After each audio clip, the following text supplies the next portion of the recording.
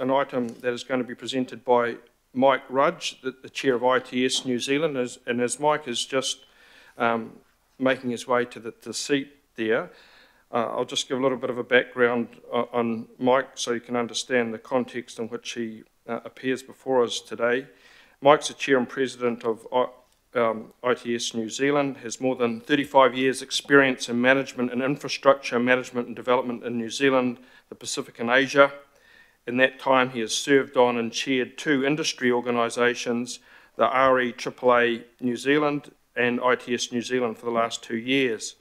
Mike was an early adopter and innovator in infrastructure asset management and was Stantec's lead for ITS and analytics for Stantec Australia and New Zealand.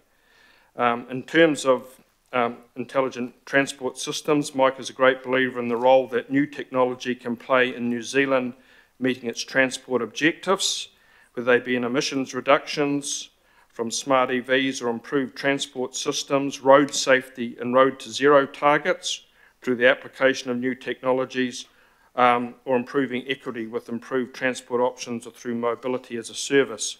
And I would just say finally that it was Mike and ITS that hosted and organised the TTEC 24, the New Zealand conference for ITS and future transport, just in June, at which a number of our Auckland Transport personnel and council personnel attended. So Mike is a speaker that is in much demand at international transport conferences overseas, and we feel very fortunate to have him here today.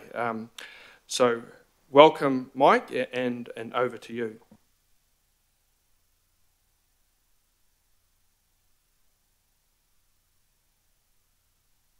That one? Okay. Kia ora. Thank you very much for having me here today. It was initiated after I gave a presentation in Taiwan, which Councillor Watson and Councillor Walker heard and thought that it would be good to have a modified version of that here. So thanks very much. ITS New Zealand is a peak organisation that is really trying to encourage organisations like Auckland Council, Auckland Transport, the Transport Agency, to consider technology as part of their bundles of solutions when considering transport options and where they go. And so I'll just move on. I think until 2018, New Zealand had an ITS action plan that was developed by the Ministry of Transport. That was, while a revised version was developed to take us through to 2025, that was never adopted by the previous government. And as a result, New Zealand has actually stagnated a little bit in the adoption of technology for transport solutions. But while we can look back at that stagnation, there's an opportunity to actually become a really good fast follower as a result and learn off a lot of other organisations. So I'll just work out how to... So there have been an incredible amount of advances in transport technology in the last 10 years. And if you've bought a new car in the last 10 years, you're probably aware of a lot of the functions in that car, whether it's lane keep assist or whatever. But what you're probably not aware is that that car is sending data back to the car manufacturers and other places. Some of those car manufacturers are then selling the information to your insurance company so that they can monitor how well you drive. But there is all sorts of technology and information in that vehicle that is not being fully used. In fact, some of the technology, in theory, has to be turned off in New Zealand because it doesn't meet some of our communication standards. So we don't get all the benefits from those things. That's only some of the technology that's actually occurring in transport at the moment. But what we're seeing is a lot of places around the world that are doing all sorts of, let's try and remember how to do this, things, whether it's decreasing congestion through improved demand management and congestion management, smarter traffic management at intersections, and something that's called CITS, Cooperative Intelligent Transport System, which is really about ensuring that vehicles can communicate and do communicate with infrastructure, people and other users. That goes into helping vulnerable road users, and there are all sorts of initiatives around the world around how to help deaf or blind people in terms of crossing roads and what have you, even elderly. The improved vehicle safety that I mentioned earlier. Public transport is benefiting a lot around the world with technology helping with modal integration in terms of people doing their journey planning. Dynamic and on-demand timetabling in some locations. Maybe that will help with the circular route, I don't know. Integrated mobility solutions, single fare options, and environmental impact and pricing. And then there's things like dynamic curb management, dynamic parking management, and then the ability to use all the data that flows to support your urban planning in much better ways than what you have been doing. Auckland's already doing a lot of these things, which is really cool. I'm not here to tell you that you're not doing things. With your dynamic streets and corridor, some of your parking management and enforcement things are actually world leading. Some of your targeted intersection improvements are similar to what is going on overseas. Your bus booster programs and your mobility apps, it's great to see that. And the dynamic streets part of the urban form as well allows those things to happen. And you've got some other things that you're looking at doing, particularly as you start to look at how you can better integrate with SCATS, which is a traffic management system that is predominant in this part of the world. It's also a problem in this part of the world in terms of adopting new technologies, because it's built on some old technology and it's very hard to shift away from.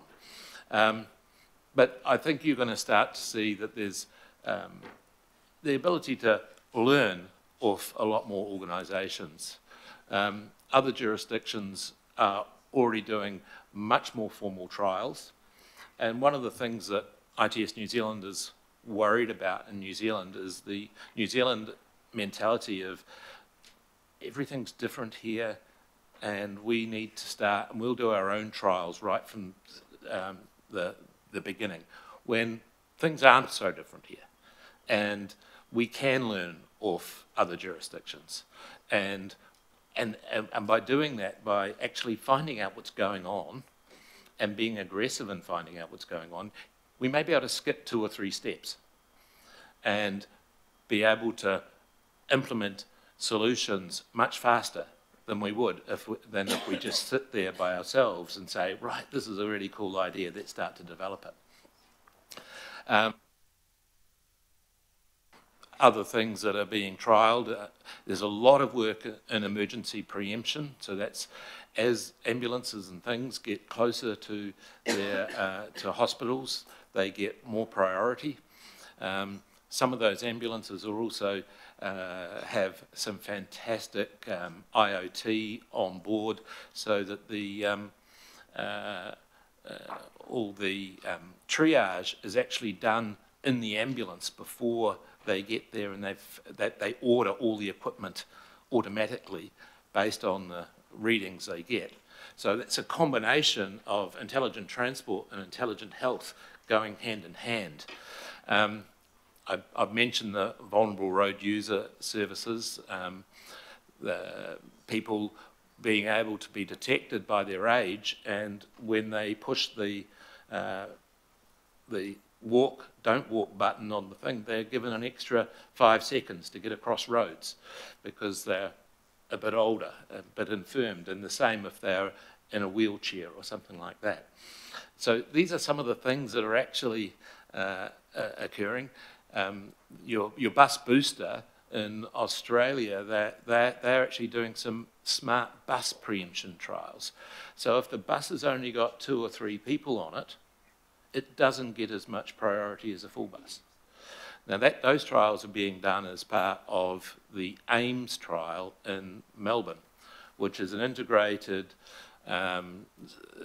study with the City of Melbourne, universities and others to actually make sure that they're using all that data in the best possible way.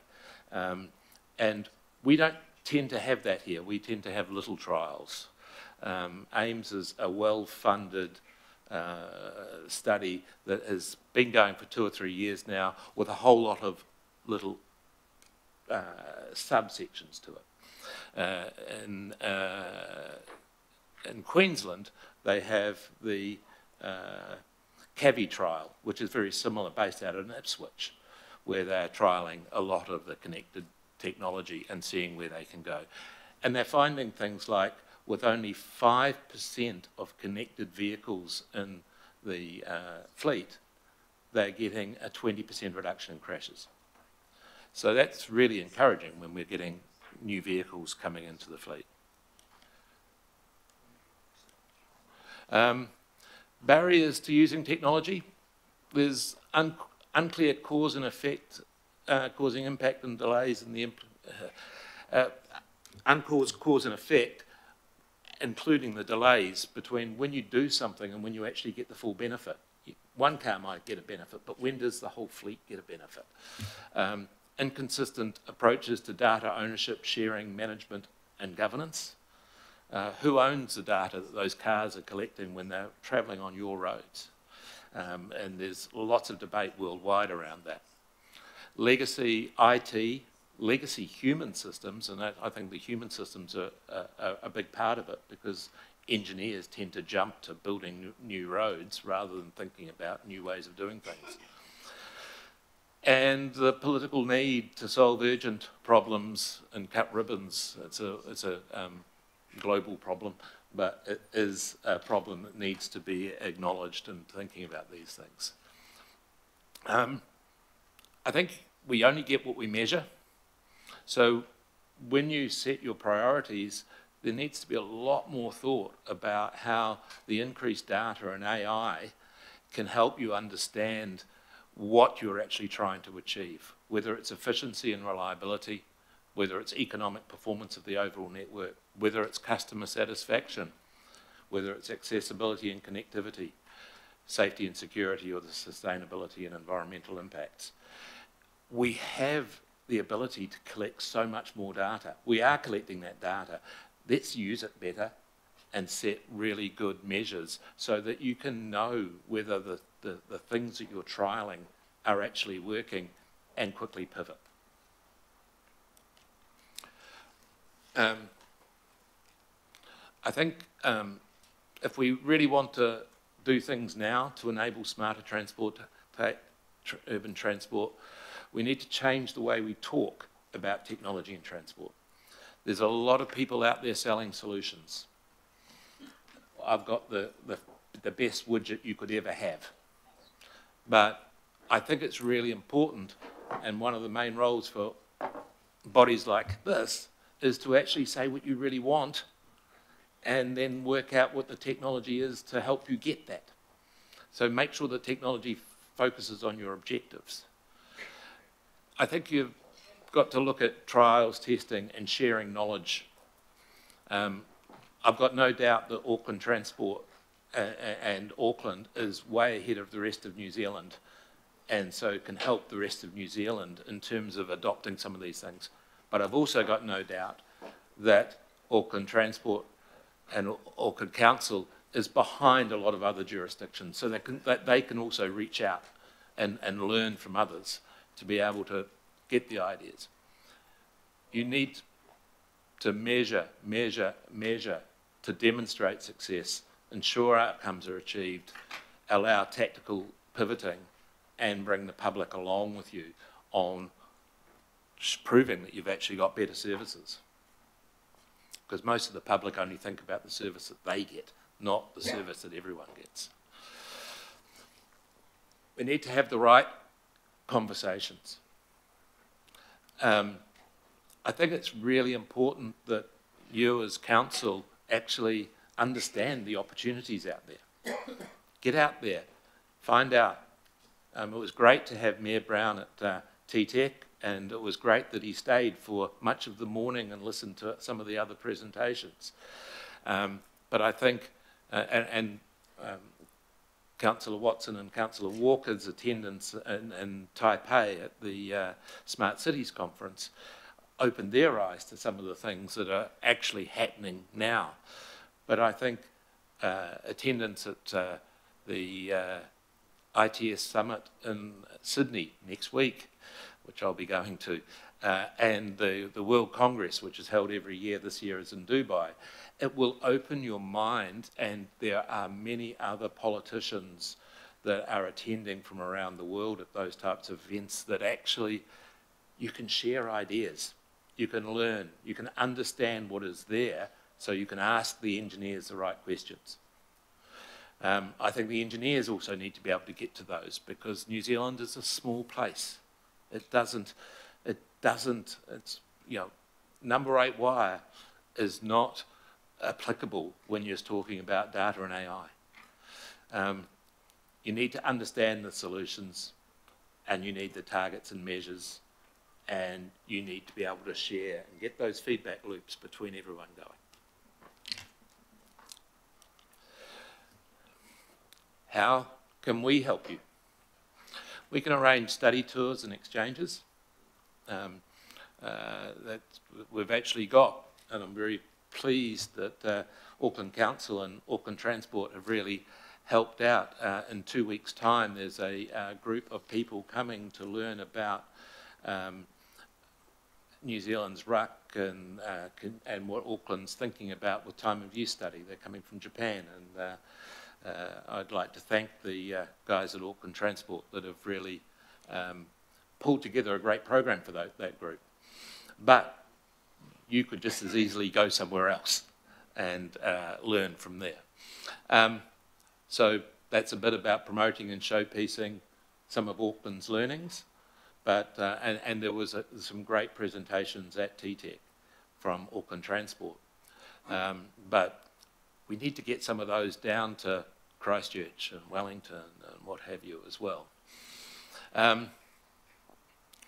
Linking with others around the world that have got similar problems, so that your engineers and your councillors are actually talking about the same things. You know, ITS New Zealand is part of a family of ITS organisations. There's probably about 50 or 60 of us all around the world. And so if you want to learn about what's happening in Copenhagen, we can put you in touch with the engineers and with the politicians that are involved in that. So I think that's that's my presentation. So I'm happy to have any questions. Thanks very much, Mike, and we'll open up the floor. Councillor Turner, Ken, you had a question there of mine? Yeah, are you aware of anybody who's developing a system where all public transport vehicles will report back the coordinates of every pothole they hit, and they've also got an optic eye on there to report back that it's been repaired in a good manner and stays well functioning? There are a number of jurisdictions that are doing the former. I don't know that they are necessarily then linking that to the latter, but I mean, Southland District Council 10 years ago were using the Fonterra trucks to do exactly that. They set them up. That was probably the first trial of a similar thing in New Zealand. Well, that just blew me out of the water. We need something like that, Mr. Mayor. Yeah. Okay. Yeah. Thank you, Councillor Turner. Councillor Fletcher. Really fascinating presentation. You heard earlier, because I noted you sitting there where we had submitters coming to us this morning, and there was a discussion around buses bunching. Yep. You know, how would that sort of application that you're talking about be used as an intervention tool to work through those sorts of issues? I'm not going to profess to be able to specifically address that, but I am absolutely sure that some of my colleagues around the world, I know Taiwan are doing some fantastic stuff around that, but it is around getting that whole logistics, getting the information back, and as I said, in Australia and Melbourne, they're even getting right down to how many people are on the bus. You know, we can afford to hold this bus up a bit longer than we can afford to, you know, this one's we're going to give more priority to. So all those things are beginning to happen and what have you. It's a very, very fast-moving world at the moment. So if someone said something wasn't possible 5 years ago, I mean, the amount of AI that is getting driven at the moment and the speed at which AI is learning, if we've got the systems that are capable of learning from them, and that's part of the SCATS problem, that you can actually make progress very quickly. Thank you. Member Renata? Actually, thanks for your presentation. It is quite fascinating, AI and the world that we're going into. I've got a couple of queries. One is about the data sovereignty in terms of the ownership governance around the space, but also more about the proposed technology in terms of equity, especially for us as Māori sitting here in Tāmaki. How is it proposed in terms of working with equity deliveries? Well, I think both of those are really intriguing questions, and every jurisdiction around the world is challenged by them. And of course, we have our obligations under Te Tiriti. There is a group, an intergovernmental group that is looking at that data sovereignty and including transport in that. It's being coordinated by MB. In terms of equity, and I mean, I think AI has both huge opportunities to improve equity and huge risks around equity as well. And I know that on the 1st of August, the EU initiated their AI Act, which really focused on a number of things in terms of saying what they would strictly regulate around AI and what they would, and one of those was equity. At the moment, New Zealand has no intention of having an equivalent AI Act, but MB and the Minister just released a cabinet paper last week, maybe even on Monday, which I haven't fully absorbed yet, on how we will look at AI and equity in AI. As I said, I think it's a matter of understanding the risks, which are building in, which are about having, I'm going to use the word prejudices, but having prejudices built into the questioning and what have you, versus the opportunity, which is when you acknowledge that, how can you actually drive better outcomes once you've acknowledged that? So it's, and the AI Act in the EU really aims to try and address some of those things. You know, it is interesting. It is quite a hot topic, especially with the data sovereignty that's being talked about. Equity issues is, it's how it is to be worked in with that type of technology from a number 8 wire to where we are now. Very interesting. Thank you. Good questions. Councillor Leone? I'll just make mine really quick. Look, it's been interesting, and I know that there's a lot of information there. And I'm guessing you probably have already met with Dean from Auckland Transport, because it sounds like that's a conversation that could have been had there. But just wanted to identify, so what were your 2 top priorities you think we need for the city that we're lacking in? Like, what are the 2? Because you've kind of done a really big sweep of every possible thing. It would be nice to just get that idea. Thank you.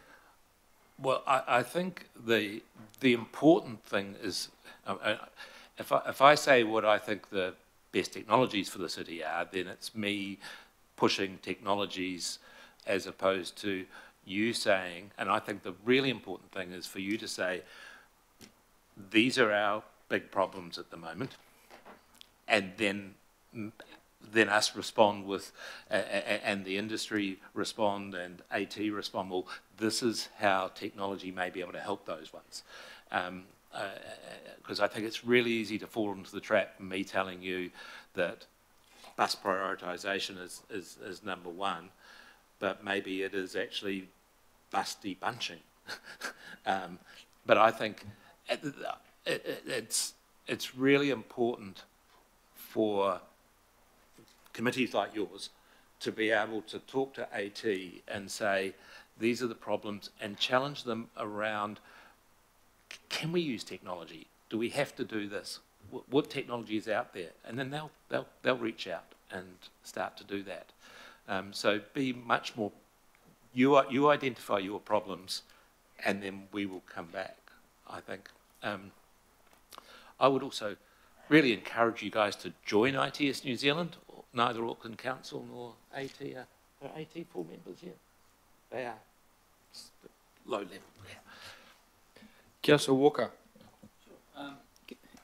If we accept that these enhancements in technology are probably the most economical and accelerated way to reduce emissions, improve mobility and efficiency, picking up on how can ITS help, do you think we should have some specific work stream around this and really elevate it?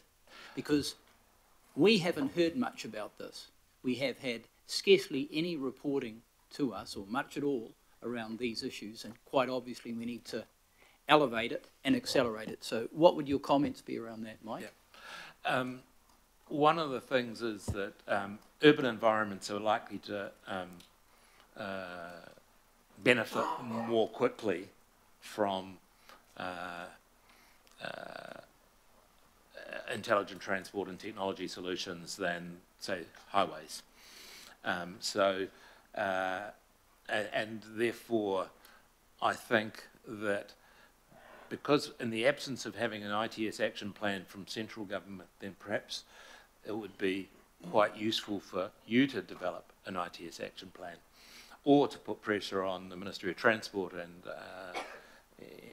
the Transport Agency to do the same. And ITS New Zealand could help with that? Yes, absolutely. All right, thanks. A number of really good questions there. Thank you, Mike. The Mayor is very keen to move this item. Is seconded by Councillor Walker. I think that probably the questions traverse all of the relevant areas. Is there anyone that wants to speak to it? If not, then just thank you very much, Mike, for your presentation today. There's a lot of food for thought, and I think certainly can help us, guide us, our interactions with Auckland Transport. Thank you. Thank you. So moved and seconded. All those in favour? Aye. Against? Carried. Okay.